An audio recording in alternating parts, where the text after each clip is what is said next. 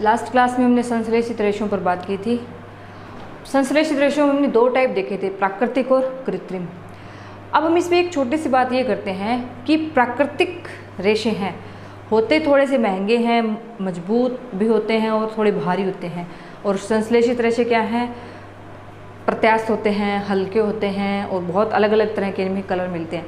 लेकिन क्या है कि जो संश्लेषित रेशों से जैसे ये वस्त्र बनते हैं, पॉलिएस्टर, टेरिलिन, ये वस्त्र हैं, ये वस्त्र अगर क्या करते हैं, इनका एक हानिकारक इफेक्ट ये है कि ये वस्त्र आग बहुत जल्दी से पकड़ते हैं और उस वस्तु से या उस सतह से चिपक जाते हैं। तो यदि कभी कोई हादसा हो जाता है और हमारे अगर ये टेरिलिन और ये वस्त्र पहने हुए हैं और आग अगर लग जाती है तो इससे क्या है, व्यक्ति का शरीर पूरी तरह से जल जाता है। और कृत्रिम, ये जो प्राकृतिक रेशे होते हैं, ये क्या है, व्यक्ति या बॉडी है उसके शरीर से चिपकते नहीं हैं। ये अगर इन दोनों में कभी कोई तुलना से संबंधित कोई डाउट या कोई क्वेश्चन हो तो आपको इस तरह से सॉल्व करना है कि अगर हमें पूछा जाए गर्मियों के मौसम में किस तरह के वस्त्र पहनने चाहिए, तो गर्मियों के मौसम में क्या है, हमें सूती वस्त्र या प्राकृतिक रेशों से बने वस्त्र को पहनना चाहिए, क्योंकि ये वस्त्र क्या करते हैं, जो गर्मियों के मौसम के दौरान पसीने को सोखते हैं और उससे हमें क्या है, आसपास की जो हवा है, वायुमंडल है, उसमें फिर हवा लगने के कारण गर्मी का एहसास कम होता है। यदि हमारे वस्त्र क्या है, टेरिलिन, नायलॉन या पॉलिएस्टर से बने हुए वस्त्र होंगे तो ये क्या है, पसीना सोखते नहीं हैं और इन वस्त्रों को पहने हुए अगर हैं तो व्यक्ति को बहुत अधिक गर्मी का एहसास होता है। तो इस प्रकार ये दो तुलनाएं होगी किसमें, प्राकृतिक और कृत्रिम रेशों में, कि एक तो क्या है, कृत्रिम जो रेशे से बने जो वस्त्र हैं उनमें आग जल्दी वो पकड़ते हैं और वो उस सतह से या उस बॉडी से चिपक भी जाते हैं। आज हमारा नेक्स्ट टॉपिक है प्लास्टिक।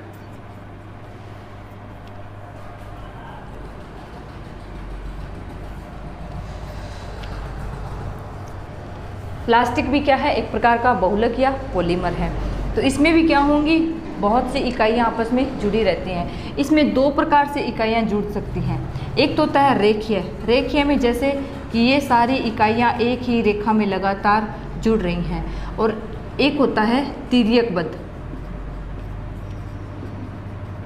ये तो क्या होता है, रेखीय, यानी एक लक इकाई जुड़ने के आधार पर। तो तिर्यकबद्ध में कैसे होता है, इस प्रकार चारों तरफ आपस में ये जुड़कर एक घना जाल बना लेते हैं। ये हो गया हमारे पास प्लास्टिक की जो संरचना, एक तो रेखीय और एक तिर्यकबद्ध।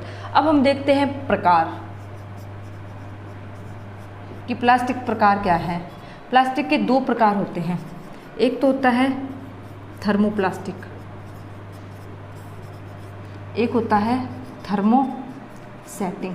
ये किस आधार पर है, थर्मो से अभिप्राय होता है तापमान या टेम्परेचर के आधार पर। हम कहते हैं ना कि फीवर या बुखार मापने के लिए थर्मामीटर हम देखते हैं, तो तापमान से संबंधित होता है। तो थर्मो मतलब कि ताप के आधार पर है कि ऐसे प्लास्टिक जिन्हें हम जब गर्म करते हैं, ऐसे प्लास्टिक गर्म करने पर पिघल जाते हैं, गर्म करने पर पिघल जाते हैं और थोड़े कोमल सॉफ्ट हो जाते हैं, और इनसे कोई भी नई आकृति बनाई जा सकती है या नई आकृति में ढाला जा सकता है। जबकि थर्मोसेटिंग की बात की जाए तो ऐसे प्लास्टिक होते हैं कि गर्म करने पर और कठोर हो जाते हैं और कोई भी नई आकृति में नहीं ढाला जा सकता है। तो ये दो प्रकार के प्लास्टिक हो गए। थर्मोप्लास्टिक, गर्म करने पर ये प्लास्टिक पिघल जाते हैं, कोमल हो जाते हैं और कोई भी नई आकृति दी जा सकती है। और थर्मोसेटिंग में क्या है, गर्म करने पर और अधिक कठोर हो जाते हैं और कोई नई आकृति नहीं दी जा सकती है। हमने घरों में देखा होगा पॉलीथीन और पीवीसी, ये जो पाइप आप देखते हो पॉलीविनाइल क्लोराइड, ये पाइप पीवीसी हैं, और पॉलीथीन आप देखते हैं, इनको गर्म करते हैं बिल्कुल मेल्ट हो जाते हैं और इस प्रकार हम कोई नई आकृति दे सकते हैं।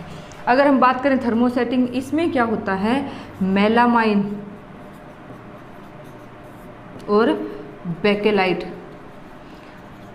इस प्रकार के प्लास्टिक होते हैं। जैसे घरों में हम देखते हैं बिजली से संबंधित जो स्विच हैं, प्लग हैं और कंघे हैं, इस प्रकार ये सारे पदार्थ किन से बने होते हैं? थर्मोसेटिंग प्लास्टिक से, कि जो एक बार मजबूत बहुत दिखते हैं लेकिन टूटने के बाद इनसे कोई नई आकृति नहीं बनाई जा सकती है। ये थर्मोसेटिंग प्लास्टिक हैं, इतने मजबूत, इतने कठोर होते हैं, जल्दी से पिघलते नहीं हैं। जैसे हमने देखे होंगे रसोई घरों में जो हमारे बर्तनों के जो हत्थे होते हैं वो किससे बने होते हैं? इन्हीं प्लास्टिक से, बेकेलाइट और इनसे ही बने होते हैं। और ये मेलामाइन है, ये क्या है? अग्निसह, यानी ये क्या करता है? आग के प्रति प्रतिरोधक होता है। यानी आग लगने पर अगर मेलामाइन से बने वस्त्र हमारे पास हैं तो ये आग के प्रति क्या होते हैं? प्रतिरोधक होते हैं, उससे हमारी बचाव या रक्षा भी ये करते हैं। इसी में एक और हमारे पास यहाँ प्लास्टिक होता है जिसका नाम होता है टेफ्लॉन। सभी बच्चों ने देखे होंगे रसोई में नॉन स्टिकी बर्तन, आप अपनी माँ से इस बारे में पूछ सकते हैं। नॉन स्टिकी बर्तन होते हैं, ये बर्तन क्या है? इन बर्तनों पर क्या है? तेल या घी जैसे जो चिकने पदार्थ हैं वो चिपकते नहीं हैं। तो टेफ्लॉन है, इनसे कौन से बर्तन बनते हैं? नॉन स्टिकी बर्तन किससे बनाए जाते हैं? टेफ्लॉन से। तो आप ये ध्यान रखना, नॉन स्टिकी टेफ्लॉन का उपयोग पूछा जाए तो नॉन स्टिकी बर्तन यानी जिनमें घी और तेल जैसे पदार्थ हैं वो चिपकते नहीं और इनका रंग ब्लैक, काले रंग के होते हैं। ये आपको अपने अपने रसोई घरों में उपलब्ध हो जाएंगे, आप अपने घरों में चेक कर सकते हैं। घरों के जो जितने भी घरों में आपके प्लास्टिक का सामान है आप उनमें तुलना भी कर सकते हैं कि जो बर्तन है उनके साथ जो हत्थे लगे हुए हैं बहुत मजबूत स्ट्रॉन्ग प्लास्टिक होता है। स्विच बोर्ड आप चेक कर लें, वो भी बहुत स्ट्रॉन्ग है, वो प्लास्टिक होते हैं आपके बेकेलाइट से बने हुए या टेफ्लॉन या मेलामाइन। जबकि अन्य जो घरों में हल्के प्लास्टिक हैं, जो जैसे प्लास्टिक के डिब्बे होते हैं या बकेट्स होती हैं, उनमें अलग अलग क्वालिटी आती है। घरों में जैसे पॉलीथीन है, पाइप हैं, ये सारे कैसे होते हैं? थर्मो प्लास्टिक होते हैं। अब हम बात करते हैं प्लास्टिक के गुणों की। तो प्लास्टिक क्या है? जल, वायु से क्रिया नहीं करता है, ना ही इसमें कोई संक्षारण से क्या मतलब है कि इसमें जंग नहीं लगता है। आपने देखा होगा कि लोहे की वस्तुएं हैं, अगर वायु में खुली रहती हैं, बारिश का समय होता है और अगर भीग जाती हैं, नमी है वातावरण में, तो उनमें जंग लग जाता है। लेकिन प्लास्टिक की वस्तुओं में कभी भी जंग नहीं लगता है। और ये वस्तुएं कैसी होती हैं? हल्की होती हैं, मजबूत भी होती हैं और लंबे समय तक उपयोगी रहती हैं। प्लास्टिक से बनी वस्तुएं कैसी होती हैं? हल्की होती हैं, मजबूत होती हैं और लंबे समय तक हमारे लिए क्या है? यूज़फुल या उपयोगी रहती हैं। और ये प्लास्टिक की वस्तुएं क्या होती है? ऊष्मा की कुचालक होती हैं। ऊष्मा की कुचालक। आपने देखा है कि लोहे की वस्तुओं में या अगर तांबे की वस्तुएं हैं और चांदी की भी बात करें, इन वस्तुओं या इन्हें हम धातु कहते हैं, इन पदार्थों में क्या है? विद्युत का प्रवाह होता है या ऊष्मा का प्रवाह होता है। ये बहुत जल्दी से गर्म भी होती हैं और इनमें करंट भी आता है, लेकिन प्लास्टिक की वस्तुएं क्या होती है? ऊष्मा की कुचालक होती हैं। इसीलिए आपने महसूस किया होगा घरों में जितनी भी हमारे बिजली के सामान हैं या बिजली के तार हैं उन पर बाहर की तरफ कौन सा आवरण होता है? प्लास्टिक का आवरण होता है, ताकि अगर गलती से भी उनके हम संपर्क में आ जाएं तो हमें करंट नहीं लगता है। ये हमारे पास प्लास्टिक के गुणधर्म हैं कि यह रेशे जल और वायु से क्रिया नहीं करते हैं, इनमें जंग नहीं लगता है, हल्के, मजबूत, या हम कह सकते हैं ये प्लास्टिक क्या होते हैं? प्रत्यास्थ और चिरस्थायी, यानी लंबे समय तक यूज़फुल रहते हैं। और ऊष्मा के क्या होते हैं? कुचालक। अब हम देखते हैं इसका नेक्स्ट उपयोग क्या है? प्लास्टिक क्या है? हल्के होते हैं, इसलिए वायुयानों में, कार हैं, यानी जितने भी ये व्हीकल्स होते हैं इनमें इनके कुछ ना कुछ जो पार्ट्स हैं वो बनाने में इनका यूज़ किया जाता है। कुछ पार्ट्स में आप घरों में देखते हैं, आप अपने रसोई या किचन में जाकर देखिए, जो खाद्य पदार्थ हैं उन्हें किस में रखा जाता है? प्लास्टिक के डिब्बों में रखा जाता है, क्योंकि ये एयर टाइट हो जाते हैं और हमारी जो खाने पीने की सामग्री, जो पदार्थ हैं वो जल्दी से ख़राब नहीं होते हैं। खाद्य पदार्थों को पैक करने में,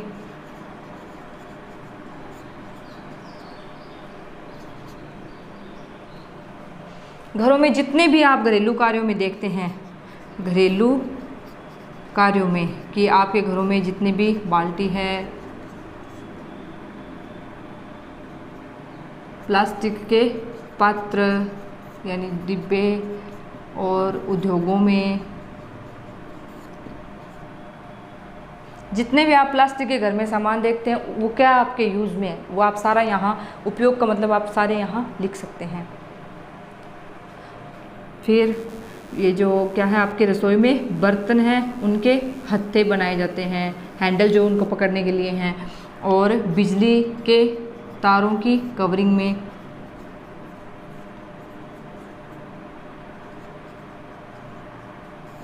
इस प्रकार प्लास्टिक के बहुत से उपयोग हैं। आप जितने भी उपयोग आपके माइंड में है आप यहाँ नोट कर सकते हैं। बहुत ये लेसन आप अपने घर में इसे आराम से समझ सकते हैं। आप इसके सारे जो भी मैंने बातें बताई हैं उन्हें आप चेक कीजिए, बिल्कुल आराम से आपको इसी तरह से आसानी होगी। यहाँ उपयोग आप खुद भी लिख सकते हैं। अब हम बात करते हैं पदार्थों की। यहाँ दो छोटी छोटी परिभाषाएं हैं। एक तो होते हैं जैव निम्नीकरणीय पदार्थ, एक होता है जैव अनिम्नीकरणीय पदार्थ। तो स्टूडेंट्स आप देखिए, ऐसे पदार्थ जिनका सूक्ष्म जीवों या जीवाणुओं द्वारा अपघटन हो जाता है, क्या कहलाते हैं? जैव निम्नीकरणीय पदार्थ। ऐसे पदार्थ जिनका जीवाणुओं या सूक्ष्म जीवों द्वारा अपघटन नहीं होता है, अपघटन नहीं होता है, तो क्या कहलाते हैं? जैव अनिम्नीकरणीय पदार्थ। जैसे हम देखते हैं कि फल सब्जियों का कचरा या छिलके कह सकते हैं। बात करते हैं जैसे कागज, सूती कपड़ा, ये सब तो क्या है? जैव निम्नीकरणीय पदार्थ।